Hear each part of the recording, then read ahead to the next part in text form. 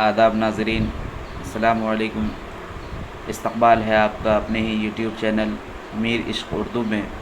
आज के इस यूट्यूब सेशन में आपके सामने बिहार STET उर्दू के ग्रामर के मारूफ़ी सवालात को पेश किया जाएगा। इंशाअल्लाह ये वीडियोज़ आपके लिए बहुत ही ज़्यादा मुफीद होने वाले हैं। तो आपसे गुजारिश है कि इस यूट्यूब चैनल को सब्सक्राइब कर लें, लाइक कर लें और अपने दोस्तों को शेयर करें ताकि आने वाले वीडियोज़ के नोटिफिकेशन आपके पास आसानी से पहुंच सके। आइए बिला किसी इंतज़ार के साथ शुरू करते हैं आज के इस सेशन को। सबसे पहला सवाल है, वो अल्फाज जो माने में एक दूसरे लफ्ज़ से मिलते जुलते हैं उन्हें क्या कहा जाता है? उन्हें क्या मुतक़ारिब कहा जाता है, या फिर मुतरादिफ़ कहा जाता है, या मुतज़ाद कहा जाता है, या मुतशाबह कहा जाता है? तो वह अल्फाज जो माने में एक दूसरे से मिलते जुलते हैं उन्हें क्या कहा जाता है? तो उन्हें मुतक़ारिब कहा जाता है। जो अल्फाज माने में एक दूसरे से मिले आपस में उसको मुतक़ारिब कहा जाता है। दूसरा सवाल देखिए, वह लफ्ज़ जो माने में एक दूसरे की ज़िद हो, वह लफ्ज़ जो मानन एक दूसरे की ज़िद हो उसे क्या कहा जाएगा? मुतरादिफ़ कहा जाएगा, मुतज़ाद कहा जाएगा, मुरक्कब कहा जाएगा, या फिर मुफ़रद कहा जाएगा? तो जो लफ्ज़ मानन एक दूसरे की ज़िद हो उसको मुतज़ाद कहा जाएगा। ऑप्शन नंबर 2 इस क्वेश्चन का सही जवाब होगा।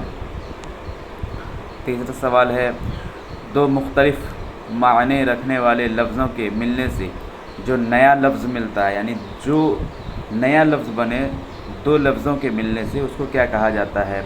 मुफ़रद लफ्ज़ कहा जाता है, मुरक्कब लफ्ज़ कहा जाता है, मुतज़ाद लफ्ज़ कहा जाता है, या फिर मुतरादिफ़ लफ्ज़ कहा जाता है?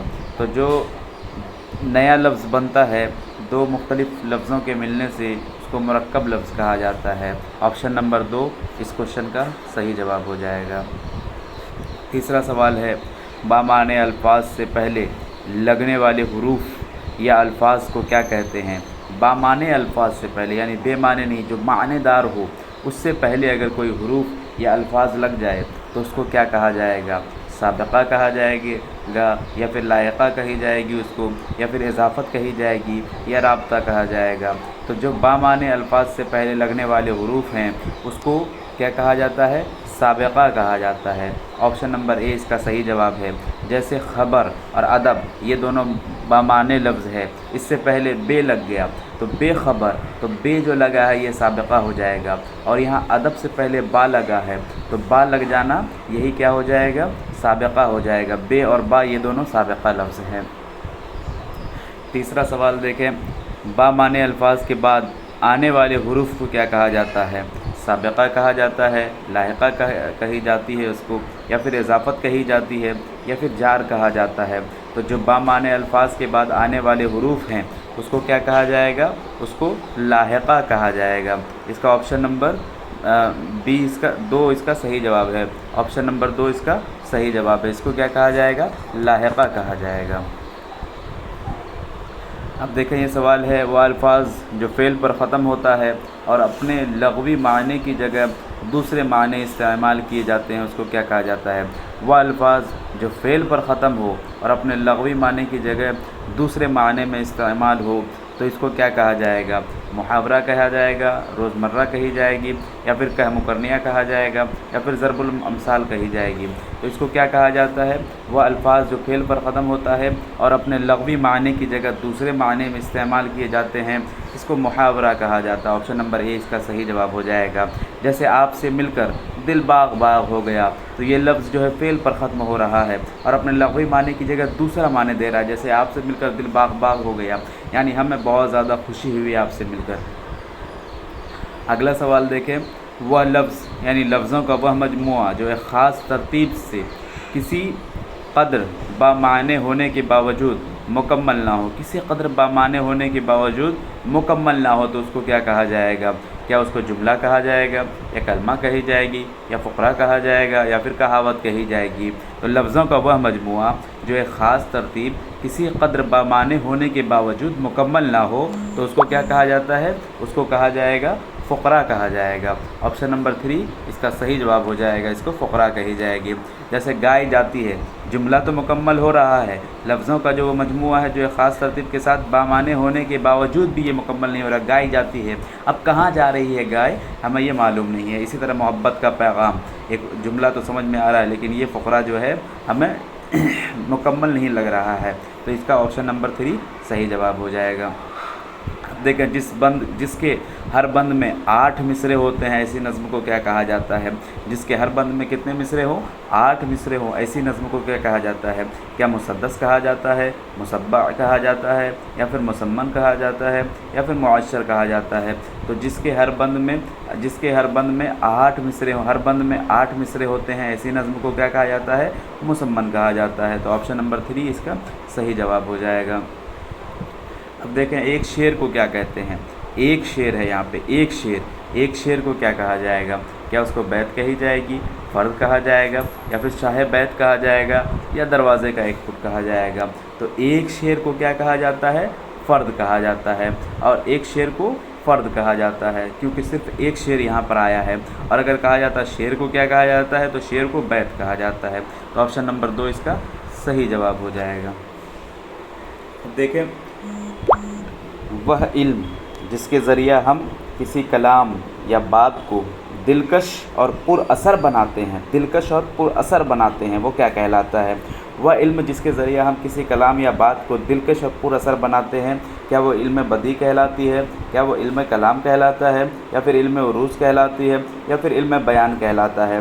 तो जो बात को दिलकश और पुरअसर बनाते हैं उसको क्या कहा जाता है, इल्म बयान कहा जाता है। तो ऑप्शन नंबर डी इसका सही जवाब हो जाएगा, इसको इल्म बयान कही जाएगी।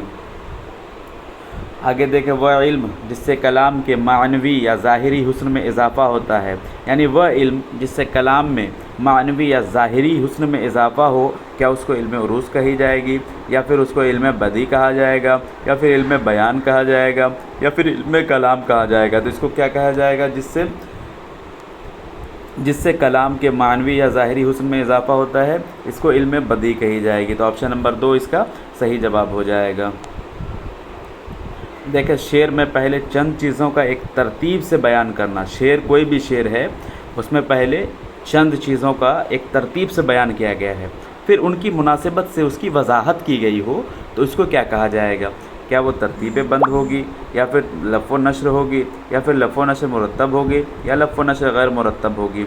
तो शेर में चंद चीज़ों का तरतीब के साथ तरतीब से बयान करना, फिर उनकी मुनासिबत से वजाहत करना, तो इसको क्या कहा जाता है, लफ़्ज़ नशर कहा जाता है। इसको क्या कहा जाता है, लफ़्ज़ नशर कहा जाता है। तो ऑप्शन नंबर 2 इसका सही जवाब हो जाएगा, लफ़्ज़ नशर कही जाएगी इसको।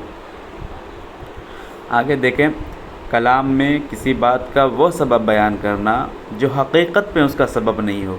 अब कलाम में हम कोई बात का ऐसी सबब बयान कर रहे हैं जो हकीकत में उसका सबब हो ही ना, तो ये क्या कहलाता है, उसने तालील कहा जाएगा, या फिर तलमीह कही जाएगी, मजाज़ मुरसल कहा जाएगा, या फिर किनाया कहा जाएगा। तो कलाम में किसी बात का वो सबब बयान करना जो हकीकत में उसका सबब नहीं हो, उसको हुस्न तालील कही जाएगी। ऑप्शन नंबर 1 इसका सही जवाब हो जाएगा। अब देखें, कलाम में ऐसे अल्फाज लाना जिसके 2 माने हों, एक करीब के और दूसरे दूर के, और शायरी की मुराद दूर के माने से हो। शायर की मुराद जो है किससे हो, दूर वाले माने से हो, तो उसको लफ्ज़ का ये इस्तेमाल करना क्या कहलाता है। क्या वो इहाम कहलाएगा, या वो तालीक कहलाएगा, या मुबालगा कहलाएगा, या तलमीह कहलाएगा।